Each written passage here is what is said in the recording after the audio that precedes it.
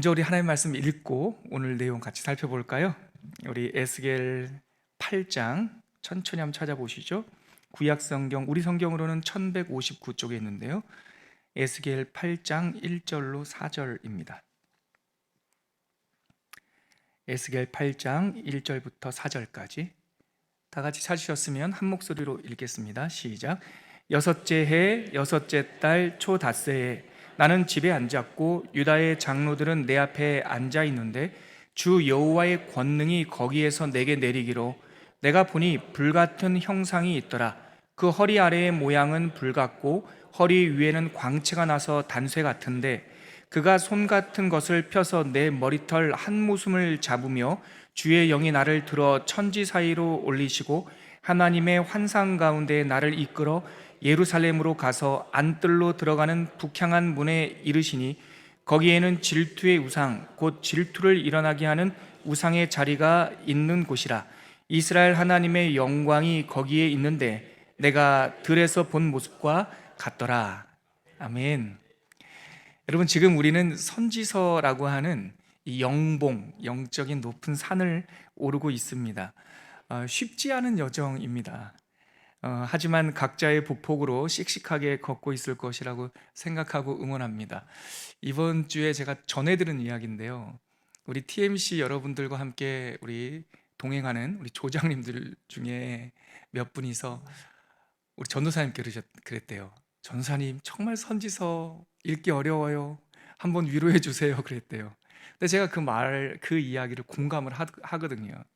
제가 성경 읽기를 시작할 때는 뭐 읽을 수 있습니다.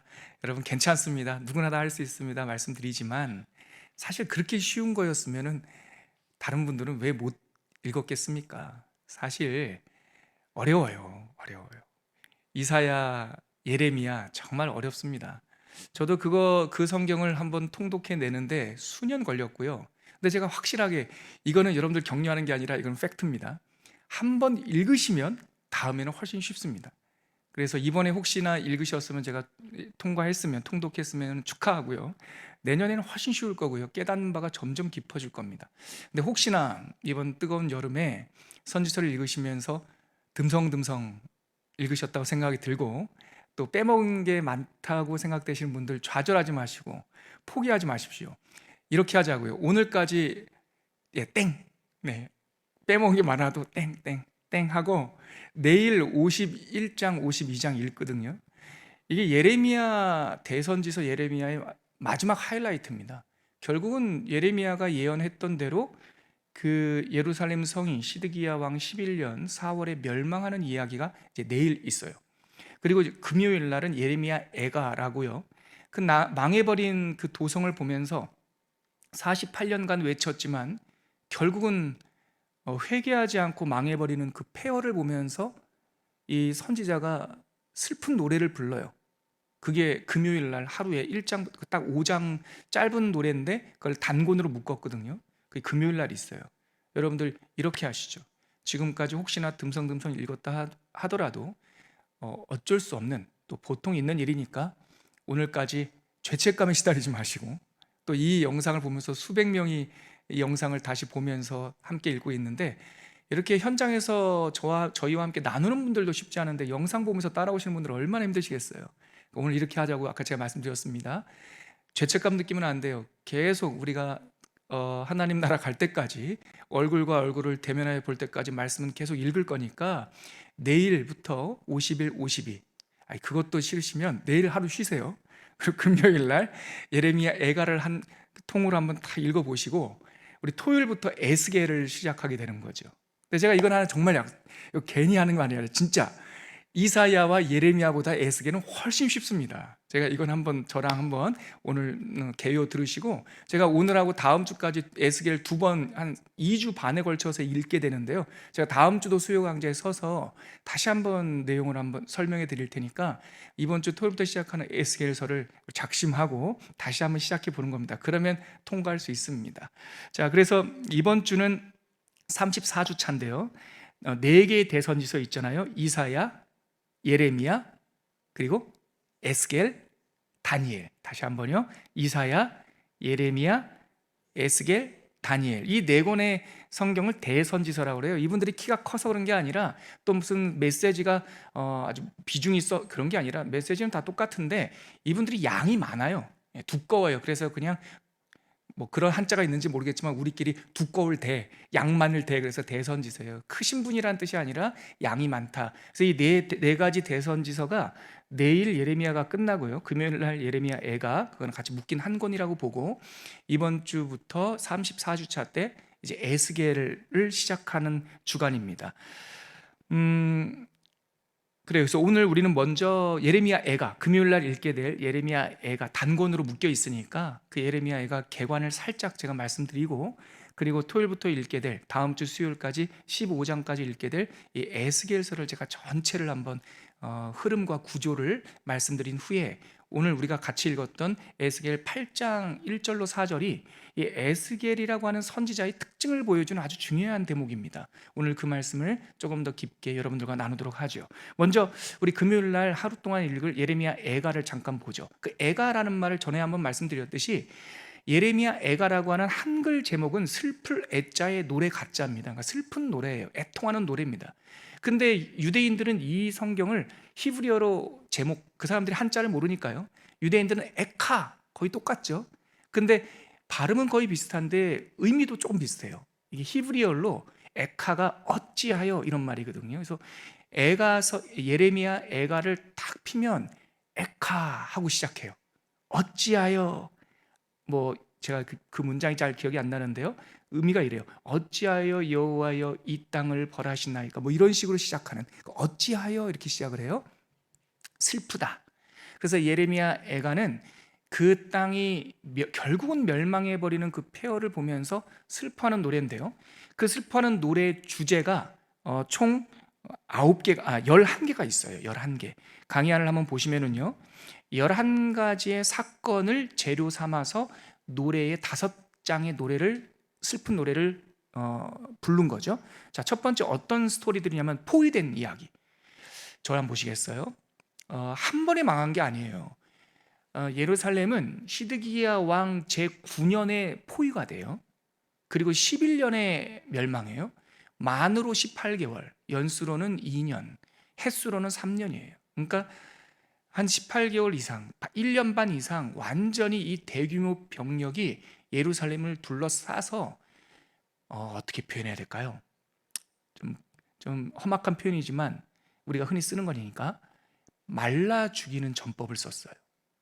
물을 다 끊고 양식을 끊고, 그래서 9년에 포위되어서 11년째 되니까 예레미야, 내일 읽을 예레미야 52장에 보면 시드기야 왕 11년째 넷째 달에 그 땅에 먹을 것이 떨어졌다, 이런 얘기가 나와요.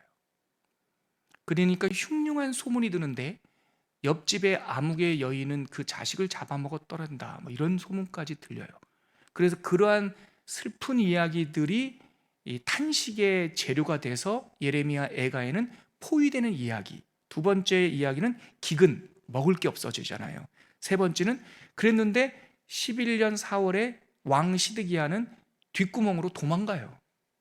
그런 게 이제 에피소드가 돼서 슬픈, 아유 목자가 우리를 버리고 도망갔구만, 이런 슬픈 노래가 나와요. 그 다음에 네 번째가 성전 약탈. 결국은 왕이 도망가고 성벽의 문이 열리니까 바벨론 사람들이 들어와서 약탈하려고 하는데 약탈할 게 없어요. 그러니까 불을 질러요. 그리고 사람들을 볼모로 잡고 여인들을 유린해요. 그 내용이 나오고요. 그리고 화재가 나고 성벽이 파괴되고, 지도자 시드기야가 도망갔다 그랬지 않습니까? 에돔 사람들이 고자질해요. 절로 도망갔는데요. 그래서 그 추격병들이 시드기야 왕을 잡아와요. 그리고 그 시드기야의 자녀들을 그 앞에서 다 죽여요. 그리고 그 장면을 보게 한 다음에 눈을 빼요. 그런 이야기들이 재료가 되고요.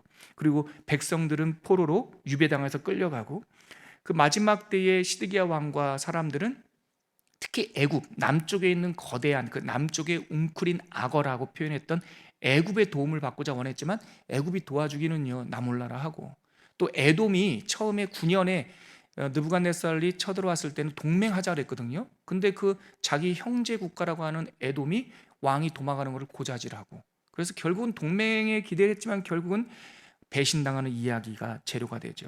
그리고 유다의 불안정한 정치적 동맹, 그리고 바벨론의 속주가 된, 결국 그 유다 왕국은 망하고 바벨론이라고 하는 제국의 속주가 되어버린 그 처참한 형편을 재료 삼아서 이 11가지의 에피소드가 슬픈 노래의 재료가 됩니다. 그래서 총 장수는 11장이 아니라 5장이에요. 5장 안에 이런 내용들이 막 두서없이 섞여 있어요. 1장에 보면 하나님의 심판, 어찌하여 라고 시작하면서부터 탄식이 나오고요. 2장에서는 이러한 심판을 받게 된 이유에 대해서 나오고요. 3장에서는 중보기도, 하나님 이렇게 벌하셨지만 이 땅의 남은 자들, 하나님의 백성들을 회복하소서, 중보기도가 나오고요. 4장에서는 달라진 현실, 예루살렘이 옛날에 솔로몬 왕조 때는 동방의 참 아름다운 멸관 같은 곳이었는데 이렇게 황폐한 곳이 되었구나라고 하는 탄식이 4장의 중심이 되고요. 5장에는 이제 회복의 기도, 결국 예레미야는 알고 있었어요. 70년이 지나면 이 땅을 여호와께서 회복할 것이다. 그래서 그 언약을 붙잡고 하나님, 이 잡혀가는 백성들에게 긍휼의 손을 포기하지 마시고 이 사람 살 곳 되지 못한 땅을 결국은 사람 살 곳 되게 하소서라고 하는 그런 회복의 간청 기도가 5장에 나옵니다. 이렇게 해서 예레미야 애가가 끝나는데, 아마도 금요일 날 이 예레미야 애가를 지금 제가 말씀드린 이 정서를 가지고 읽으면 마음이 참 아플 거예요. 근데 예레미야 애가를 읽을 때 저는 참 처음에는 저도 마음이 먹먹했는데 두세 번 읽을 때 저에게 큰 은혜가 됐던 경험 중에 하나는 그 예수님의 겟세마네의 기도와 십자가에서의 가상 실현을 생각하면서 예수님께서 예루살렘 그 십자가를 지실 때 매를 맞으시고 그 비아 돌로로사라고 하는 예수님의 고난의 골고다길을 걸으실 때 여인들이 쫓아오면서 막 울잖아요. 그때 예수님께서 그 여인들을 보시면서 예루살렘 여인이여 나를 위하여 울지 말고 당신들 자녀들을 위하여 우시오라고 했던 그 말씀이 떠오르면서 이 예레미야 선지자의 애통과 눈물은 이 땅의 죄와 이 불순종, 이 못 보고 못 듣는 이 땅의 완악한 백성들의 슬픔을 짊어지시는 예수님, 그 마음을 가지고 이번 금요일 날 한번 읽어보시면 이 땅을 그 심판하시지만 결국은 회복하실 그 하나님의 소망을 함께 발견할 수가 있을 겁니다. 그렇게 읽고 나서 토요일 날 이제 우리가 세 번째 대선지서 에스겔을 시작을 해요. 강의 한 1페이지 끝부분부터 제가 조금씩 천천히 한번 설명을 해드릴게요. 먼저 이 세 번째 선지서 에스겔은 누가 썼나? 에스겔이라는 사람이 썼어요. 선지서의 이름은 다 선지자의 이름이에요. 이 에스겔이 활동한 시대는 이스라엘 망국기예요. 저를 한번 보시면 대선지서 3명의 트로이카라고 말하는 사람이 동시대에 있었어요. 이사야가 이사야는 한 100여 년 앞서 활동했고요. 그래서 4명의 선지자 중에 이사야는 선배격이고 나머지 예레미야, 그리고 에스겔, 다니엘은 거의 같은 시대에 활동을 했어요. 예레미야가 먼저 시작하고 예레미야가 살아서 막 외칠 때, 나라가 망합니다 망합니다 외칠 때 여호야긴 왕 때 사로잡혀간 에스겔이 바벨론에서 이렇게 선지 사역을 했고, 첫 번째 제1차 침공 때 먼저 잡혀간 다니엘은 바벨론 왕궁에서 하나님의 사역을 시작했어요. 그래서 조금의 연도의 선후 관계는 있지만 거의 비슷한 연령, 비슷한 시대에 활동했던 하나님의 선지자 트로이카 3명, 이 3명은 예레미야, 에스겔, 다니엘, 이 3사람이 활동했는데, 자, 예레미야는 어디서? 예루살렘에서. 에스겔은 서민들의 삶, 포로로 잡혀간 바벨론 그 운하 공사장, 그 노예 현장에서. 다니엘은 그 지혜와 총명 때문에 바벨론 왕궁에서 다양한 그 상황 속에서 똑같이 하나님의 말씀과 회복을 선포하는 사역을 했어요. 에스겔이 활동했던 그 시점은 예레미야보다 훨씬 늦어요. 포로로 잡혀간 후에 그때부터 하나님의 영이 임해서 선지사로 임명을 받는데, 신탁을 받는데, 그가 잡혀간 때는 언제냐면 여호야긴 왕 때예요. 근데 그 여호야긴이 딱 3개월 왕좌에 있다가 쫓겨나잖아요. 바벨론 침공으로. 그때입니다. 그때가 제2차 침공이죠. 1차 침공은 언제 있었냐면 여호야긴의 아버지, 이름이 비슷해서 계속 헷갈리죠. 그럴 때마다 제가 김긴 이렇게 외우라 그랬죠. 한국 사람이 김은 완성된 거고 긴은 애매하잖아요. 긴가민가 하잖아요. 그래서 아들이 긴이에요. 여호야긴. 그 사람은 3개월. 그 아버지 여호야김은 11년. 그러니까 아버지 여호야김 5년, BC 605년에 느부갓네살 왕이 1차 침공을 해요. 그때 여러 사람들 좀 잡아갔죠. 근데 그때 납작 엎드려가지고 잘하겠습니다 해서 그냥 물러갔죠. 그렇게 나머지 시간 동안 나라를 다스린 후에 그의 아들 여호야긴이 왕이 됐는데, 그때 애굽을 추종하던 정치인들이 판단착오를 해서 왕이시여, 여호야김 선왕께서 바벨론에게 여러 수모를 당했는데 밑에 애굽과 동맹을 맺으면 이 바벨론의 손아귀에서 벗어날 수 있지 않겠습니까? 하고 여호야긴 때 애굽하고 동맹 맺으려고 하다 다 들켜요. 그게 왜냐하면 애굽파도 있었지만 바벨론파도 있었거든요. 그 예루살렘 왕궁에 그 사람들이 고자질해서 여호야긴 등극하자마자 바벨론 느부갓네살이 쳐들어와서 그 여호야긴을 폐위시켜 버려요. 그리고 그의 삼촌인 시드기야를 왕으로 세우고, 꼭두가시 왕으로 세우고 올라가죠. 그때 바로 여호야긴 왕이 3개월 왕자에 있다가 두 번째 침공 당할 때 그때 포로로 잡혀간 사람이 에스겔이에요. 그가 그때 나이가 25. 어떻게 그걸 아냐면 에스겔서 1장 1절에 30째 해, 그러니까 자기 나이가 30살 때 찾아보죠. 에스겔서 1장 1절. 우리 앞으로 조금만 가보면, 몇 장만 가보면 1장 1절인데요. 에스겔서 이렇게 시작을 해요. 찾아보시죠. 천천히. 방송으로 보시는 분들도 한번 찾아보시고 자막도 보시고요. 같이 읽겠습니다. 시작. 30째 해 넷째 달 초 닷새에 내가 그발강가 사로잡힌 자중에 있을 때에 하늘이 열리며 하나님의 모습이 내게 보이니 2절.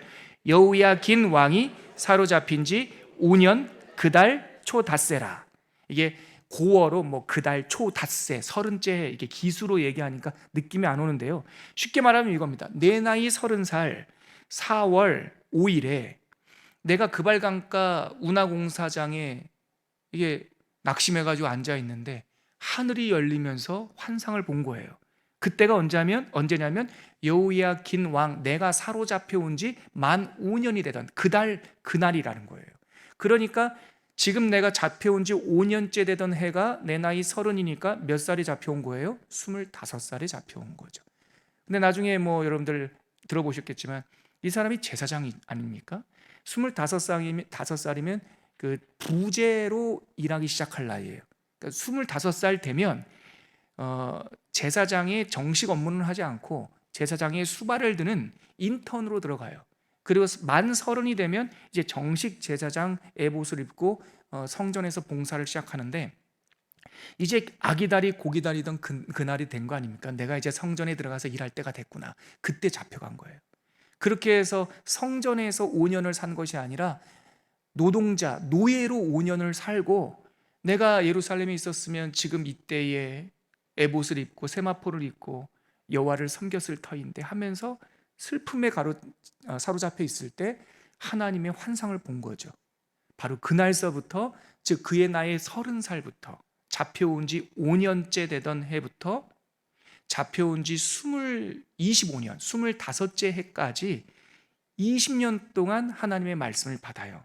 에스겔은 20년 동안 그발강가 바벨론 노예 신분으로 계속 받았던 말씀을, 그리고 그 메시지를 전하는 기록이 에스겔서예요. 근데 전체적인 흐름이 20년, 잡혀온 지 5년부터 잡혀온 지 25년까지 흐름으로 쭉 가고 있는데, 애굽에 대한 심판을 그동안 많이 예언을 했거든요. 애굽 때문에 유다가 더 고생을 해요.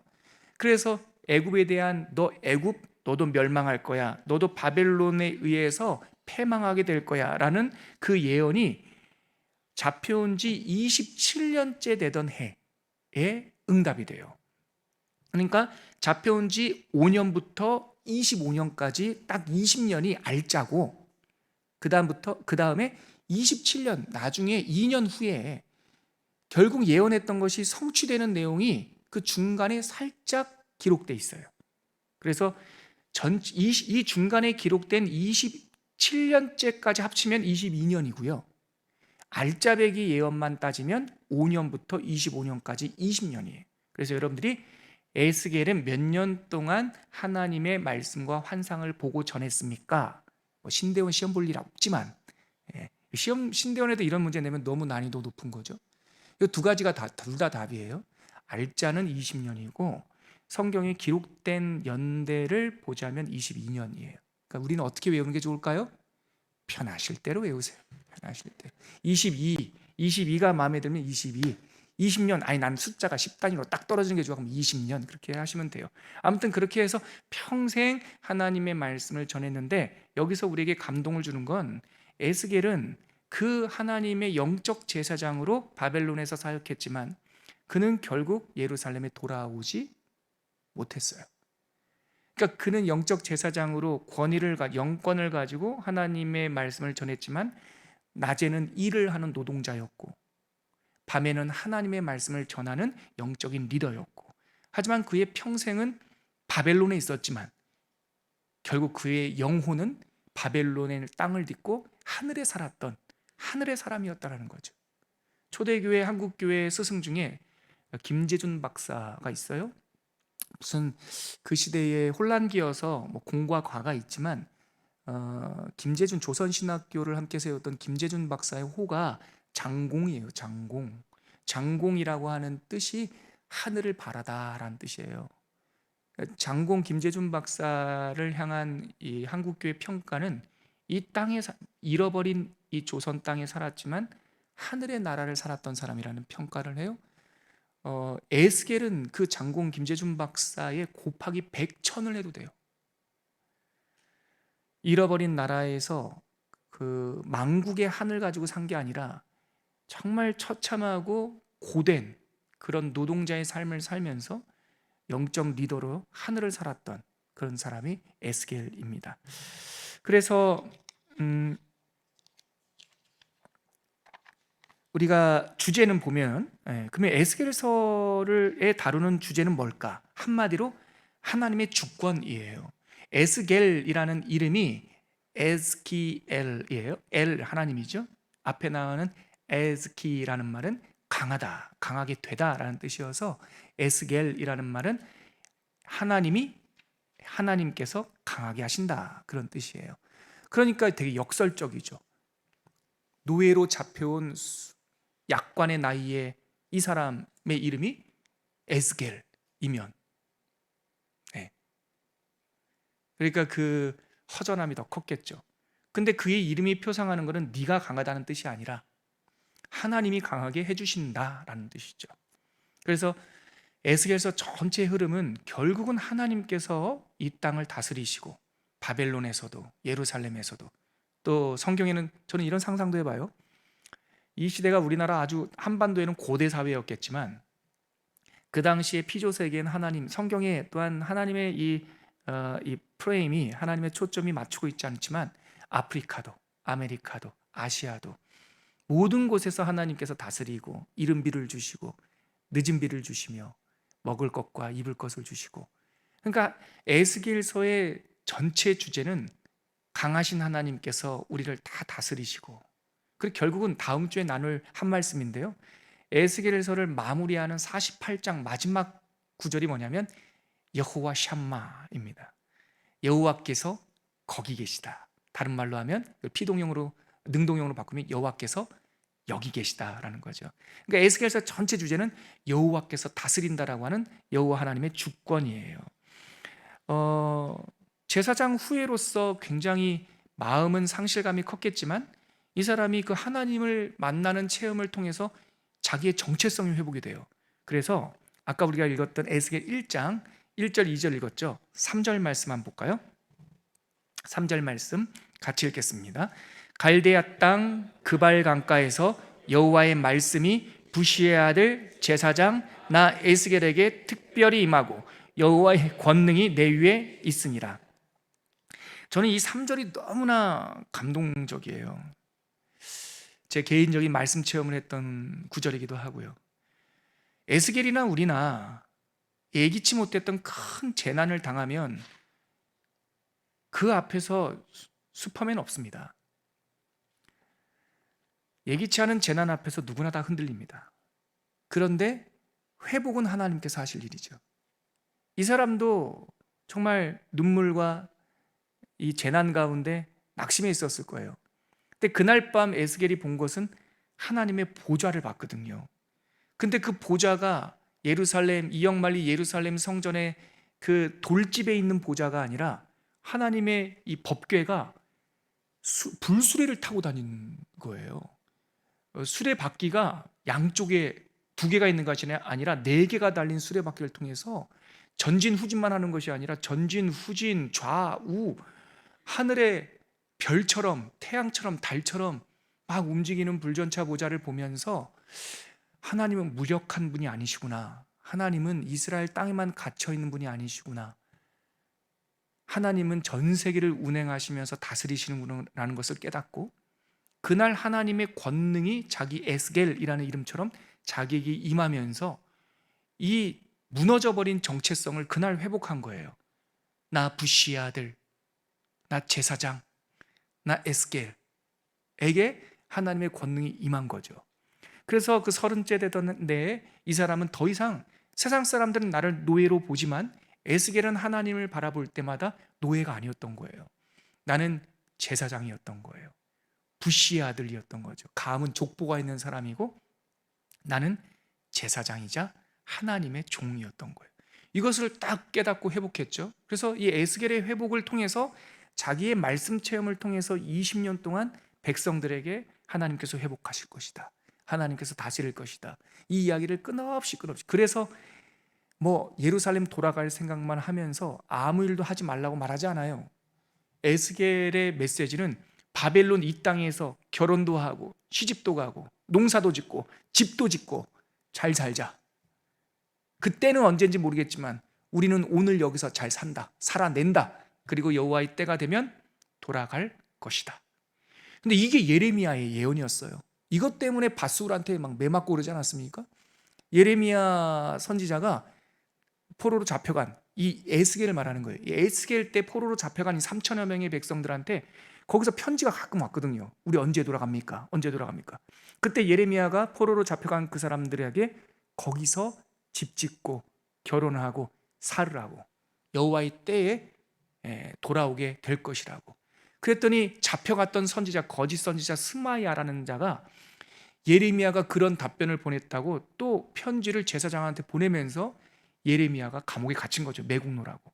근데 거짓 선지자들이 바벨론 땅에도 있었지만 참 선지자도 있었던 거예요. 그래서 에스겔은 그들에게 이 땅에서 최선을 다해서 살고 농사짓고 하나님을 섬기면서 살 때 때가 되면 돌아갈 것이라는 얘기를 계속 해주면서 33장 이후부터는 단순히 돌아갈 예루살렘의 회복이 아니라 요한계시록에서 나오는 하나님의 성전 환상을 보여줘요. 그래서 에스겔서는 다니엘서, 요한계시록 그리고과 함께 제3의 묵시록이라고 하는 별명이 있어요. 다니엘서는 미래 예언에 대한 묵시록이죠. 요한계시록은 말할 것도 없고, 에스겔서는 33장 이후부터는 다 묵시록이에요. 미래 예언이에요. 특히 성전에서 흘러나오는 생수 환상, 누가 예언하신 겁니까? 말씀하신 겁니까? 예수님. 예수님께서 요한복음 7장에 누구든지 예수께서 큰 날 곧 그 큰 명절에 성전 바깥에서 말씀하실 때 누구든지 목마르거든 내게로 와서 마시라. 나를 믿는 자는 성경의 이름같이 그 배에서 생수가 흘러나오리라. 그 성경의 이름이 어디냐면 에스겔이거든요. 성전에서 생수의 강이 흘러넘칠 것이다. 이것은 예수께서 성도들이 받을 성령을 가르쳐 말씀하신 것이다 라는 해석이 요한복음에 나오면서, 이 요한복음의 말씀이 요한계시록에 가면, 요한계시록 21장에 가면 새 예루살렘에서 성전 문지방에서 생수가 막 흘러나오잖아요. 그래서 이 생수가 닿는 곳마다 죽었던 것이 막 살아나는 비전이 보이죠. 그게 에스겔서에 나온단 말이에요. 마른 뼈가 일어나는 환상, 그리고 새로운 성전이 정방형으로, 옛날 성전은 길쭉했잖아요. 사람이 지은 성전은. 근데 에스겔이 본 성경은 정사각형 성전이에요. 그것은 나중에 보여주실 하나님의 나라를 상징적으로 보여주는, 그러니까 에스겔은 제3의 묵시록이라는 별명을 받을 만하죠. 바로 이게 주제였습니다. 그러면 구조는 어떨까요? 이 부분을 제가 오늘 아주 실효적으로 여러분들에게 도움을 드릴 수 있을 것 같아요. 에스겔서는 1장부터 48장까지, 에스겔서도 결코 짧지 않습니다. 그래서 대성지서인 거예요. 그런데 에스겔서의 특징이 하나가 있는데, 이분이 정말 꼼꼼하셨어요. 포로로 잡혀가서 날짜를 헤아리는 버릇이 생겼는지 모르겠지만, 마치 이수신 장군의 난중일기처럼 몇 년, 몇 월, 며칠에 무슨 일이 있었다라는 것을 아주 굵직한 연도를 기록하신 선지서예요. 그래서 아까도 우리가 1장 1절과 2절 봤지만, 처음 계시 받을 때가 내 나이가 30살이었고 그때가 포로로 잡혀온 지 5년째 해다, 이렇게 기록이 되어 있듯이, 기점은 포로로 잡혀온 것을 기점이에요. 그래서 14번의 연대 이정표가 있어요. 그래서 예를 들어서 6년째 그러면 포로로 잡혀온 지 6년이라는 뜻이에요. 25째 해 그러면 포로를 잡혀온 지 25째 해라는 뜻이고요. 그러니까 그 숫자에서 5년을 빼면 선지자로서의 활동하는 연도가 딱 나오는 거죠. 이해되시죠? 성경에 나오는 14개의 연도는 제가 도표로 정리해놨어요. 예, 여러분들에게 제가 다 한 땀 한 땀 찾아서, 그 서력, 달수가 조금 달라서요, 계절이 달라서 그것까지 계산을 해서 담아놨어요. 먼저 우리 시간이 뭐 넉넉하진 않지만 한번 우리 14절을 다 한번 찾아볼까요? 어떠세요? 한번 찾아볼까요? 찾아보죠. 먼저 우리가 읽었던 1장 1절 2절 봤죠? 2절에 보니까 여호야긴 왕이 사로잡힌 지 5년 그달 초닷새, 5년 4월 5일에 첫 번째 환상을 받고, 두 번째 연도 기록은 3장 16절에 가면 있어요. 한 장만 넘겨보세요. 3장 16절 같이 읽어볼까요? 시작. 7일 후에 여호와의 말씀이 내게 임하여 이르시되, 그러니까 사로잡힌 지 5년 4월 초 닷새니까 7일이 지났으니까 13일이겠네요. 아무튼 이렇게 기록되어 있어요. 세 번째 표시는요, 오늘 우리가 읽었던 본문 8장 1절입니다. 8장 1절에 가니까 뭐라고 되어 있습니까? 오늘 본문이죠. 여섯째 해 6월 5일이죠. 그러니까 포로로 잡힌 지 6년 5월 1일이죠. 그리고 네 번째가 20장으로 가볼까요? 좀 한참 지나서 20장에 가니까 일곱째 해 다섯째 달 열째 날, 이렇게, 이게 네 번째 연대표 이정표입니다. 다섯 번째는 24장에 있어요. 24장 가니까 2년이 지나서 아홉째 해 10월 10일에 이런 표현이 있죠. 그때 예언이 임했고요. 그리고 여섯 번째는 26장, 한 장 넘겨보세요. 한 페이지만 넘겨보세요. 자, 26장 잘 따라오고 계신지 26장 1절은 같이 읽어볼까요? 시작. 11째 해 어느 달 초하루에 여호와의 말씀이 내게 임하여 이르시되, 이게 여섯 번째 말씀이 임한 거고요. 11년째 그 달에 달은 무슨 일이 있었는지 몇 월인지 기억을 못하고 계세요. 그래서 11년째 이렇게 되어 있고요. 일곱 번째는 29장에 있어요. 한번 가보시죠. 두 페이지 넘기시면 29장 1절, 열째 해, 11년째 했다가 열째 해가 다시 한번 과거로 돌아갔죠. 애굽 예언을 묶어놓으려고 이렇게 시간을 11년과 12년을 바꿨어요. 왜냐하면 29장서부터 다 애굽에 대한 심판 예언이에요. 그래서 열째 해 10월 12일 날에 여호와의 말씀이 내게 임하여 이르시되, 여덟 번째는 그 옆에 있는 17절입니다. 29장 17절 같이 읽어볼까요? 시작. 27째 해 첫째 달 초하루에 여호와의 말씀이 내게 임하여 이르시되, 갑자기 제가 아까 말씀드렸던 이거예요. 동그라미 한번 쳐보세요.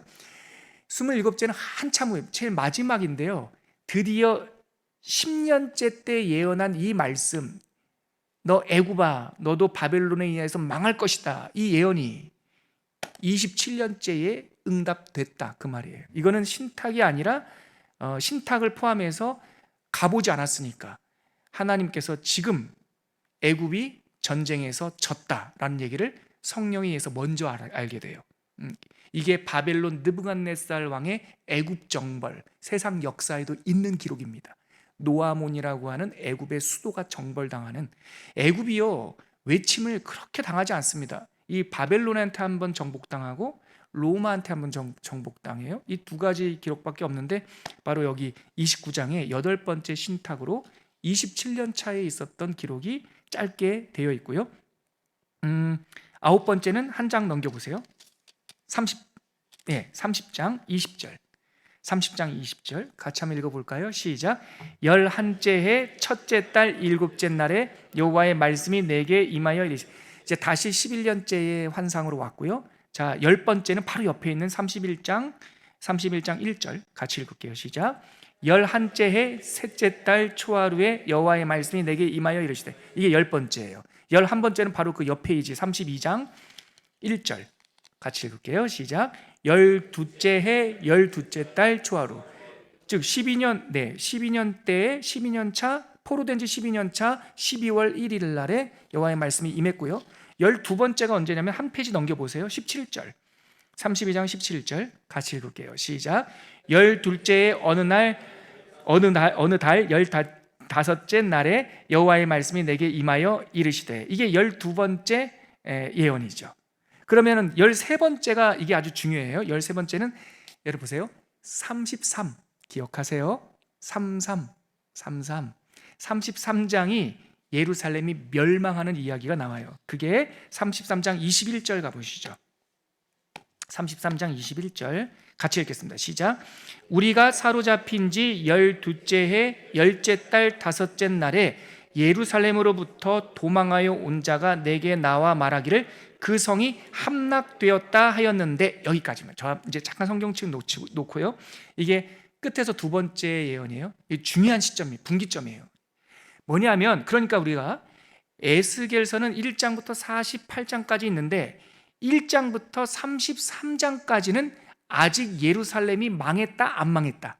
안 망했다. 왜냐하면 여호야긴 때 자로 잡혀 와서 꼭두가시 인형처럼 누가 세워졌어요? 시드기야 왕이 세워졌잖아요. 이 시드기야 왕이 11년을 다스려요.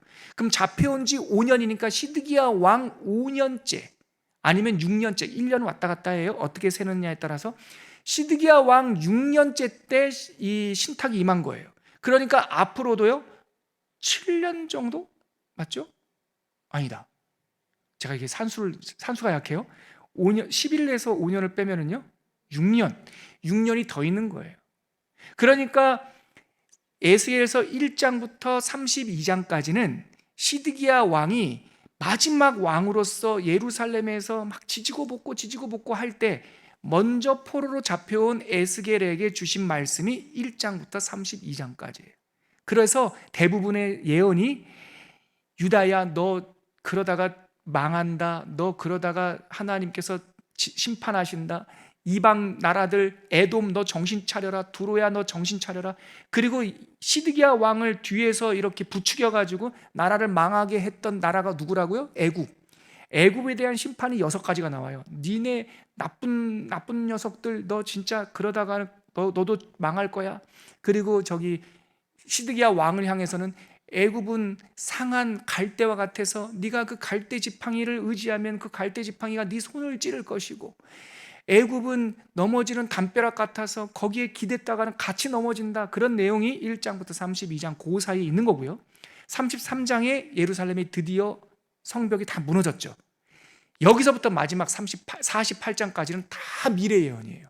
이제 나라는 멸망했으니까 앞으로 어떻게 하나님께서 회복하실 거라고 하는 미래 예언이 쭉 나옵니다. 자, 여기까지 13번째였고요. 14번째가 마지막이 바로 40장으로 가는 거예요. 40장 한번 가보세요.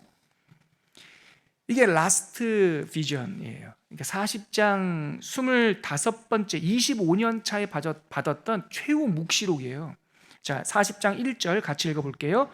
우리가 사로잡힌 지 25째 해에 성이 함락된 후 14째 해 첫째 달 10째 날에 곧 그날에 여호와의 권능이 내게 임하여 나를 데리고 이스라엘 땅으로 가시되. 그러니까 40장 1절 마지막 14번째 환상은 예루살렘이 함락된 지 14년 차 되던 때에 받은 환상인데, 여호와의 권능이 나에게 임해서 자기를 붙들고 자기 영혼을 붙들고 패망한 예루살렘으로 환상 중에 공간 이동을 해요.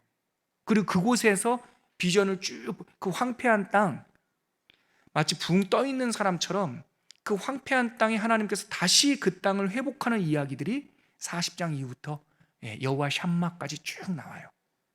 큰 구도는 다 말씀드렸습니다.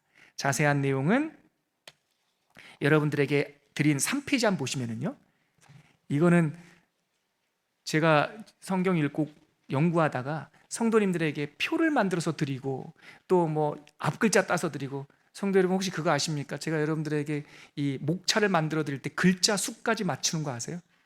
진짜로 5자면 5자로 될 수 있으면 맞추려고 그러고요. 예.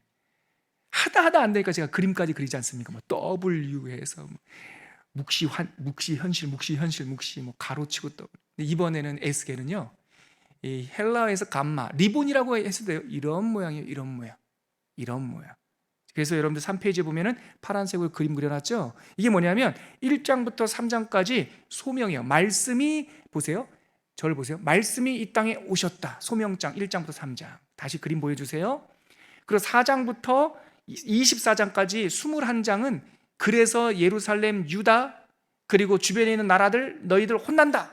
하나님의 진노가 쏟아지는 거예요. 그래서 말씀이 오시고 1장부터 3장까지, 4장부터 24장까지 이 땅에 하나님의 진노가 쏟아지고, 그리고 나서 25장부터 32장까지 쭉 이렇게 빙 돌죠. 이 도는 게 예루살렘 주변으로 주변에 있는 나라들에 대한 심판이에요. 그래서 쭉 돌려요. 근데 시간도 10년째 11년째 가다가 갑자기 27년 하고 뒤로 한번 훅 미래로 갔다 오죠. 그래서 시간이 한번 꼬인다. 그래서 이렇게, 그리고 33장의 예루살렘이 멸망한 후에는 회복, 멸망한 땅에 대한 슬픔의 노래를 잠깐 한 후에 회복 이야기. 40장 마지막 14번째 묵시서부터 48장까지는 미래 새 예루살렘 이야기가 나와요. 그래서 그림이, 말씀이 오셨어요. 유다가 하나님의 심판을 받습니다. 주변 나라들도 심판을 받습니다. 여기 애굽이 주인공이죠. 아주 문제의 근원이죠. 그리고 나서 예루살렘의 멸망 후에는 하나님의 희망의 노래가 나오다가 40장부터는 미래 묵시적인 내용이 나와요. 그래서 이렇게 리본 모양으로 에스겔이 구성되어 있다라고 그림까지 참고하셔서 보시면 좋을 것 같아요.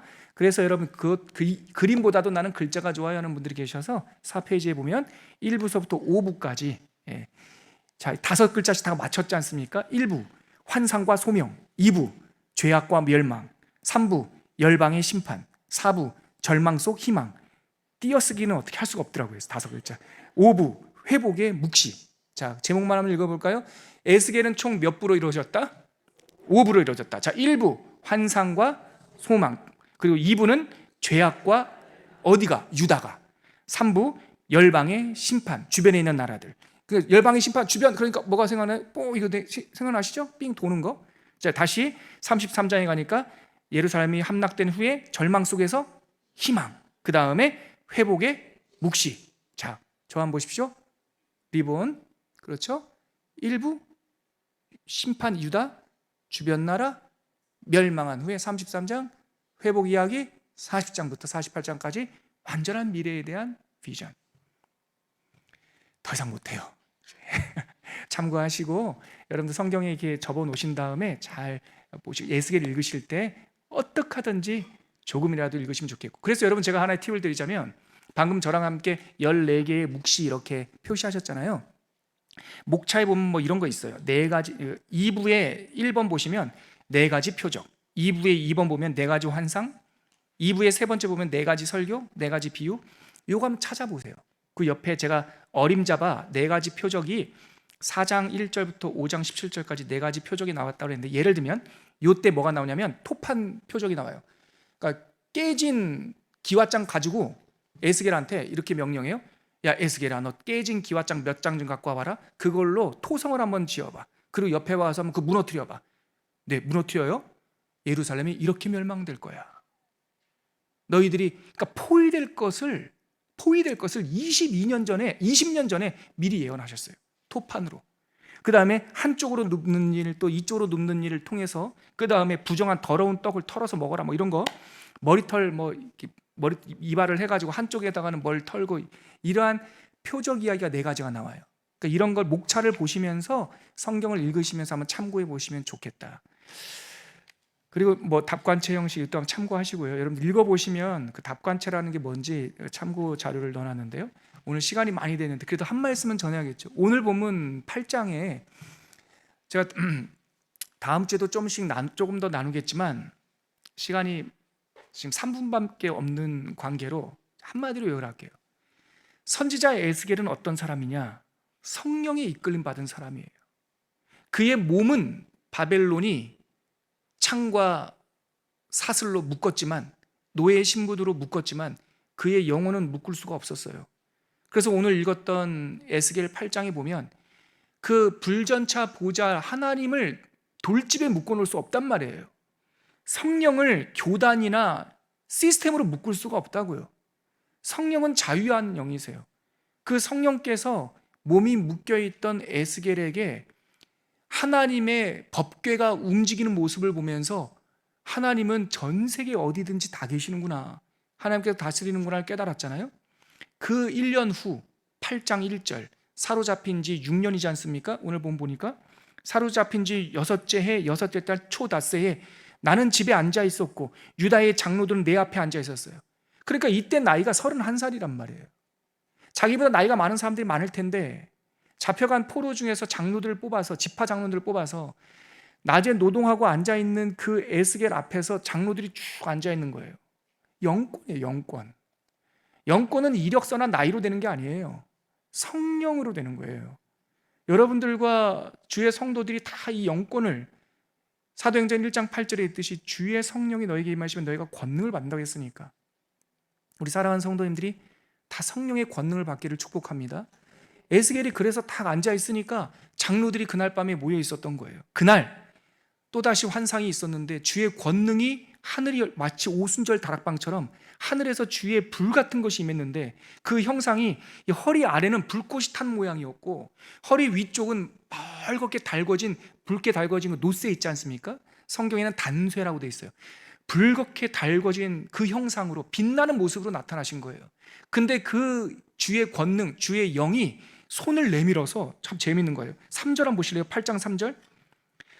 8장 3절 같이 한번 더 읽을게요. 시작. 그가 손 같은 것을 펴서 내 머리털 한 모순을 잡으며 주의 영이 나를 들어 천지 사이로 올리시고 하나님의 환상 가운데로 나를 이끌어 예루살렘 가서 안뜰로 들어가는 북향양 문에 이르시니 거기에 질투의 우상, 곧 질투를 일어나게 하는 우상의 자리가 있는 곳이라. 무슨 장면입니까? 바벨론 물가에 앉아 있는데 하늘에서 영광이 나타나서 손이 쫙 내려오시더라는 거예요. 마치 다니엘 그 벨사살 왕의 그 잔치 중에 손이 나타나서 메네 데겔 우바르신 글자를 썼듯이 이번에는 하나님의 영광의 손이 내려와서 선지자의 머리털을 한 모순, 얼마가 한 모순입니까? 한 주먹이란 뜻이에요. 머리털을 꽉 잡고 들어 올리셨다는 거예요. 저 예전에 이 장면 읽다가 처음에는 그냥 글장만 읽다가 이 장면을 상상을 하는데 놀란 거예요. 하늘에서 손이 내려와서 나를 붙잡아서 들어 올리시는 거예요. 근데 아세요 여러분? 사도 요한도 그렇게 됐어요. 내가 반모섬에 있는데 12교회에게 편지하라. 2장 3장 4장이 뭔지 아세요? 주의 영이 나를 들어 하늘로 올리시잖아요. 그래서 요한계시록의 시점은 땅이 아닙니다. 반모섬 아니에요. 하늘에서 보는 거예요. 불붙은 유리바다 저 건너편 세상에를. 그래서 요한계시록의 시점은 하늘이에요. 그거의 원형이 에스겔이에요. 에스겔을 잡아 올려서 하나님께서 천지 사이로 들어 올리시고 그를 순간이동하듯이 예루살렘으로 인도하는데 이때는 예루살렘이 망했다 안 망했다? 아직 안 망했다. 그들이 거기서 막 살려고 애를 쓰는데 하나님께서 선지자를 데리고 예루살렘 안 북향양 문으로 들어가니까 거기에 하나님의 법궤가 있는 것도 아니고 하나님의 번제단이 있는 것도 아니고 우상이 서 있더라는 거예요. 질투하게 하는 우상, 가증한 우상이. 그러니까 겉모습으로는 다 있었지만 그 속에는 영이 안 계신 거예요. 그래서 8장 이후의 환상이 뭔지 아십니까?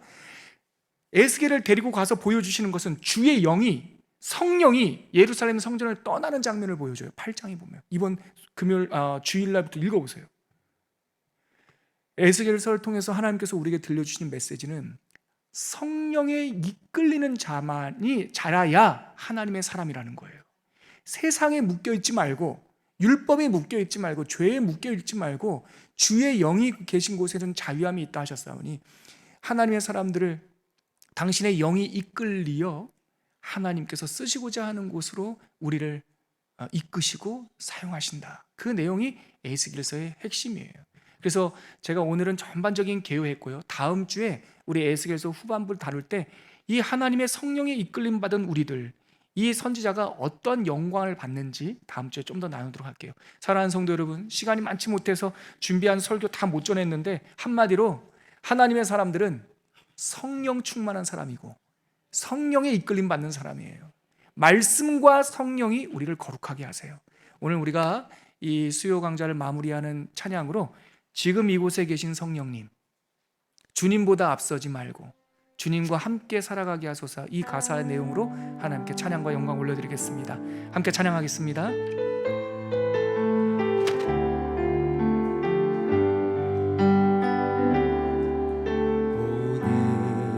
오늘 이곳에 계신 성령님, 우리에게 말씀하시고 우릴 가르치소서. 닫힌 우리 맘 열어주시고 주의 빛으로 밝혀 우릴 인도하소서. 주님보다 앞서지 않고 주님보다 앞서지 않고 겸손하게 주님의 말씀 기다리니 주님 손에 우릴 드립니다. 사랑으로 인도하소서. 우리 한 번 더 찬양하겠습니다. 오늘 이곳에 계신 성령님, 오늘 이곳에 계신 성령님, 우리에게 말씀하시고 우릴 가르치소서. 닫힌 우리 맘 열어주시고 주의 빛으로 밝혀 주를 인도하소서. 주님보다 앞서지 않고 겸손하게 주님의 말씀 기다리니 주님 손에 우릴 드립니다. 사랑으로 인도하소서. 창조하신 모습 떠난 우리를, 창조하신 모습 떠난 우리를 예수님답게 빚으소서. 주님보다 앞서지 않고 겸손하게 주님의 말씀 기다리니 주님 손에 우릴 드립니다. 사랑으로 인도하소서. 주님께서 사랑하신 성도 여러분, 오늘 이 말씀이 우리의 사건으로 경험되고 또 사건으로 고백되는 그런 믿음이 있기를 원합니다. 오늘 이곳에 계신 성령님, 에스겔에게는 바벨론 물가였지만 우리에게는 우리의 일터와 가정, 여러분, 그곳에 성령이 임하시면 그곳이 영적인 예루살렘이 되는 줄 믿으시길 바랍니다. 하지만 그곳에 결코 묶이지 않고 주의 손이 나의 머리를 붙잡으시면 우리의 영혼은 하늘로, 예루살렘으로, 또한 우리의 사명지로 얼마든지 운행할 수 있음을 여러분 확실히 믿으시길 바랍니다. 이 시간 함께 기도할 때 하나님, 오늘 우리의 삶의 현장에서 성령으로 살게 하시고 이곳에 묶이지 않고 우리의 영혼이 온 천하를 두루 다니며 하나님의 뜻을 이루는 하나님의 사람 되게 하여 주시옵소서. 우리 주님의 이름 한번 부르고 힘있게 한번 기도하겠습니다. 기도합니다. 주여, 하나님 아버지, 은혜를 감사합니다. 선지자 에스겔을 통하여 어느 곳에도 묶이지 아니하는 하나님의 자유와 움직이는 불전차 보좌를 우리에게 보여주신 주님, 우리의 영혼이 하나님과 함께 살아가게 하시고 주의 영이 계신 곳에 자유함이 있다고 하셨사오니 하나님 아버지, 사망과 율법과 죄에 묶이지 아니하고 무엇을 먹을까 입을까 마실까 세상의 문제에 몰두하지 아니하고 하나님 아버지, 우리의 영혼이 하나님과 함께 열방을 경영하는 하나님의 선지적 사명자들이 될 수 있도록 주님 도와주시옵소서. 초원교회에 함께하여 주셔서 선교적 교회로 사명을 결단하게 하여 주시옵시고 전도하게 하여 주시옵시고, 불과 1시간도 안 되는 거리에 우리가 묶여서 이 땅에 묶여 사는 인생이 아니라 하나님의 비전을 향하여 열방을 향하여 달려갈 수 있는 하나님의 사명자들 다 될 수 있도록 주님 붙잡아 주시옵소서. 말씀과 함께 가게 하시고 성령과 함께 일하게 하시고 하나님께 멸관을 들여 올릴 수 있는 하나님의 충성된 종들 되게 하여 주시옵소서. 하나님 아버지, 선지자 에스겔을 통하여 주신 말씀을 우리가 가슴에 받습니다. 여호와의 권능이 우리에게 임하면 나 아무개 하나님의 왕같은 제사장 여호와의 권능이 내게 임하고, 그리하여 우리의 삶의 터전이 어떻든 간에 모양은 다를지라도 그곳에서 왕같은 제사장 거룩한 나라로 살아가게 하여 주시옵소서. 하나님, 세상 탓하지 않도록 도와주시고 환경 탓하지 않도록 도와주시고 성령이 우리의 머리 한 모순을 잡으실 때 우리의 영혼이 자유하여 열방을 경영하게 될 줄 믿사오니 성령의 꿈을 품게 하여 주시옵소서. 에스겔의 비전이 우리의 비전이 되게 하시고 여호와의 샴마의 은총을 덧입는 주의 백성들 될 수 있도록 인쳐 주시옵소서. 예수님의 이름으로 기도합니다. 아멘.